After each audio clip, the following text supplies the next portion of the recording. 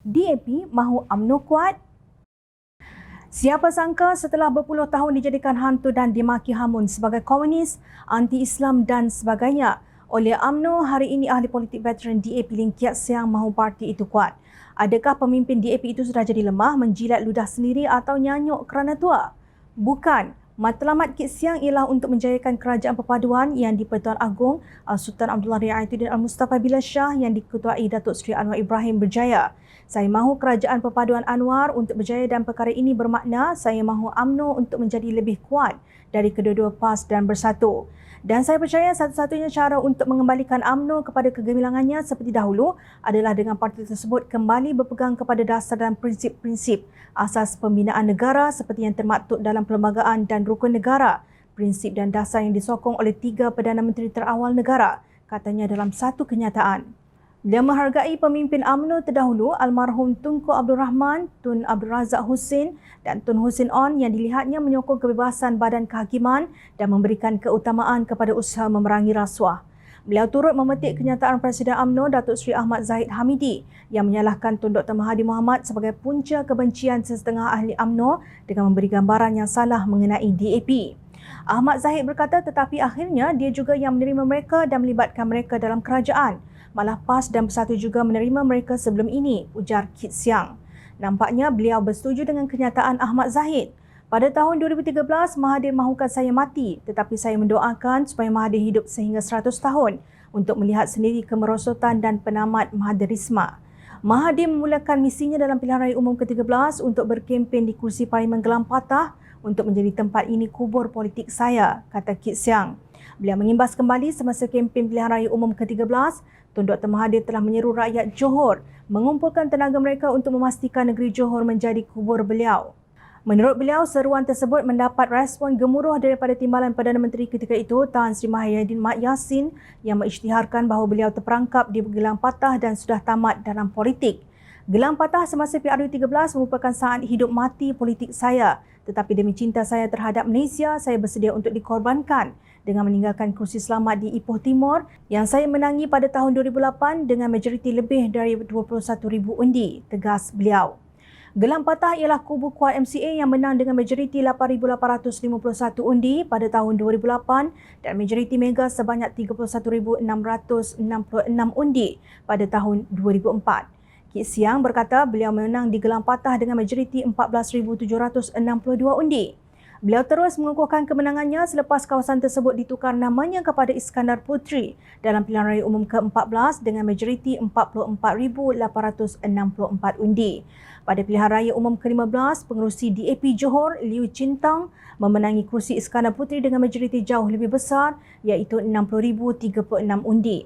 Hidup ini terlalu singkat untuk menyimpan perasaan seumur hidup terhadap mana-mana orang. Saya masih terkejut melihat perubahan Mahathir baru-baru ini apabila dia kembali ke arah Mahathirisme dan masih berharap yang dia dapat kembali mendakap idea wawasan 2020 dan bangsa Malaysia. Kita tidak boleh memimpin rakyat Malaysia yang dibentuk daripada pelbagai kumpulan etnik, agama dan budaya ke jalan mati. Mengapakah Malaysia tidak boleh menjadi negara contoh persefahaman, toleransi dan keharmonian antara etnik, agama, budaya dan tamadun kepada dunia atau sinar cahaya dalam dunia yang sukar dan terganggu seperti dikatakan oleh bapa Malaysia Tunku Abdul Rahman, bidasnya.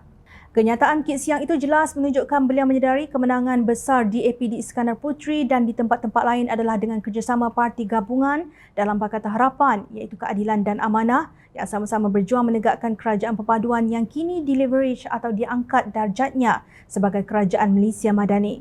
Sungguh berbeza kenyataan pemimpin yang melihat ke hadapan walaupun usianya sudah senja berbanding dengan retorik penyatuan Melayu yang dimainkan oleh PAS. Tan Sri Abdul Hadi Awang dalam tulisannya bertajuk Islam Boleh Menyatukan Melayu pada 14 April lalu secara tersirat jelas menyindir program Payung Rahmah yang diusahakan oleh Kerajaan Perpaduan Malaysia Madani menerusi Kementerian Perdagangan Dalam Negeri dan Kos Sara Hidup KPDN. Boleh difahami betapa Islam itu menjadi keperluan utama dengan betul apabila seseorang itu berakal sihat, bukannya bermula dengan rahmat harga barangan isi perut dan keperluan jasad dengan kemudahan yang murah dibeli di kedai dan pasar. Sebaliknya bermula dengan membina jati diri manusia bersama Islam yang berakidah, berilmu, berakhlak atau beriman, Islam dan ihsan yang memenuhi ciri-ciri fitrah manusia. Lantas membawa berkat kepada rezeki yang datang melimpah ruah bukan untuk jasad sahaja yang menjadi kiblat semua ideologi ciptaan manusia yang berprinsipkan materialisme, kata Abdul Hadi. Adakah masyarakat Islam di negara yang kini dilanda kelaparan sedang maju di hadapan berbanding dengan rakyat Malaysia pada hari ini? Adakah Menteri KPDN Datuk Seri Salahuddin Ayub yang juga timbalan Presiden Parti Berteraskan Islam Amanah dan mereka yang menikmati faedah program kerajaan yang bermula dengan mengisi perut itu akal mereka tidak sihat? Tidak pernah kedengaran mana-mana pemimpin Melayu, baik dalam DAP, keadilan maupun amanah yang menafikan bahawa Islam boleh menyatukan Melayu. Malah Islam boleh menyatukan seluruh masyarakat berbilang kaum dan agama di bumi ini. Itulah yang diaspirasi dalam pendekatan Malaysia Madani yang turut dipegang oleh DAP selain parti-parti yang bekerjasama dalam kerajaan perpaduan ini. Malangnya, Abdul Hadi hanya memalu gendang kosong. Semasa berceramah di Kampung Banggol Peradong, Kuala Terengganu pada 7 April 1981, Abdul Hadi mengeluarkan kenyataan yang kini dikenali sebagai amanat Hadi yang berbunyi begini: perjuangan kita adalah jihad, ucapan kita adalah jihad, derma kita adalah jihad. Bergantunglah kita kepada Allah dengan menghadapi puak-puak ini kerana kalau kita mati melawan puak-puak ini, mati kita adalah syahid, mati kita adalah Islam. Ucapan beliau memecahkan umat Melayu bukan menyatukan mereka kerana wujud selepas itu perbuatan kafir mengkafir, solat dua imam, sembelihan UMNO tidak halal, nikah UMNO tidak sah dan sebagainya. Apapun konsep penyatuan ummah yang Abdul Hadi bawa pada hari ini adalah bertitik tolak daripada amanatnya di Banggol Peradong pada tahun 1981 kerana beliau tidak pernah menarik balik kenyataan tersebut.